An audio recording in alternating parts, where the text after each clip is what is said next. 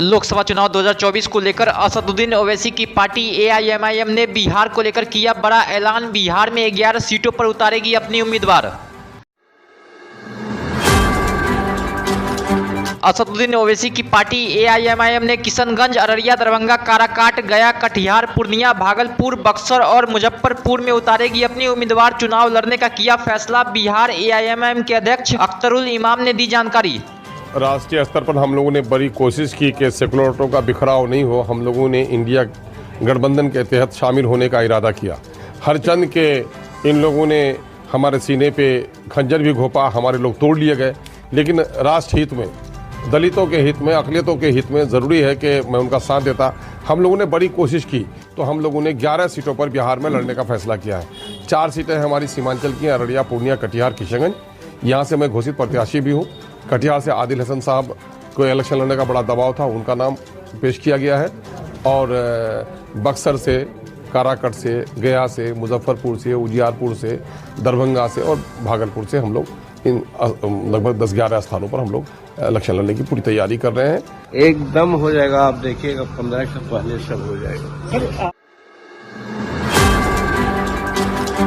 पूरे देश में सीएए कानून लागू होने के बाद पहली बार आया केंद्रीय गृह मंत्री अमित शाह का बयान। बोले, हमने जो कहा वो किया। कहा था हम सीएए लाएंगे। कांग्रेस पार्टी सीएए का विरोध करती थी। आजादी के वक्त से कांग्रेस पार्टी और हमारे संविधान निर्माताओं का वादा था कि बांग्लादेश, अफगानिस्तान और पाकिस्तान से जो शरणार्थी आएंगे, जो वहां की प्रताड़ना झेल कर आएंगे, उसको हम नागरिकता देंगे। आगामी लोकसभा चुनाव को लेकर बिहार में एनडीए सीट बंटवारे को लेकर इसी सप्ताह हो सकता है बड़ा ऐलान। पटना से लेकर दिल्ली तक हलचल हुई तेज। बीजेपी सभी सहयोगी दलों के संपर्क में। बिहार में किसी भी समय हो सकता है एनडीए में सीट बंटवारे का ऐलान। बिहार बीजेपी प्रभारी विनोद तावड़े ने कहा, अगले 24 घंटे में सब कुछ साफ हो जाएगा। मीडिया से बातचीत करने के दौरान विनोद तावड़े ने कहा, सीटों के बंटवारे को लेकर एनडीए में नहीं है कोई भी परेशानी। एनडीए में सीटों का बंटवारा हो जाने के बाद सभी घटक दल अपने अपने प्रत्याशियों का करेंगे ऐलान। लोक जनशक्ति पार्टी रामविलास के प्रमुख चिराग पासवान ने दिल्ली में बीजेपी के राष्ट्रीय अध्यक्ष जेपी नड्डा से की मुलाकात। सोशल मीडिया के माध्यम से दी जानकारी।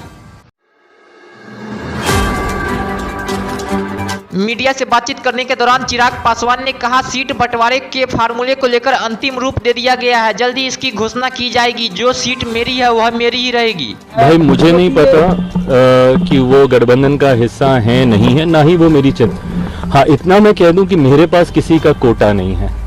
मेरी जो सीटें हैं वो सिर्फ मेरी हैं। गठबंधन में कौन है वो है कि नहीं, कौन है नहीं, बाकियों का तो मुझे पता ही है, वो है कि नहीं मुझे नहीं पता। बट हाँ, मेरे पास किसी के कोटे की जी फॉर्मल अनाउंसमेंट बाकी है, बाकी सारी चीजें डिसाइड हो चुकी हैं। विकासशील इंसान पार्टी वीआईपी के प्रमुख मुकेश सहनी ने लोकसभा चुनाव में गठबंधन को लेकर किया बड़ा ऐलान। एनडीए और इंडिया अलायंस को लेकर कह दी बड़ी बात।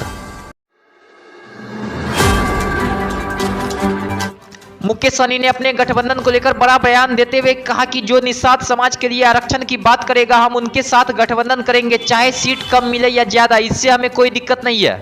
एक एनडीए एक धारा है और एक इंडिया धारा है।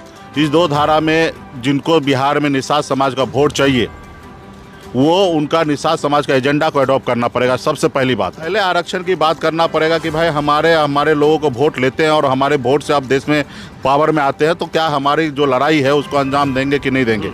जो उस पर सहमति देंगे हम उनके साथ जाएंगे। रहा सवाल है कि सीट कम ज़्यादा मेरे लिए कोई मायने नहीं रखता। हम पावर के लिए सिर्फ नहीं आए, हमारे समस्या दूर होना चाहिए इसके लिए आए हैं।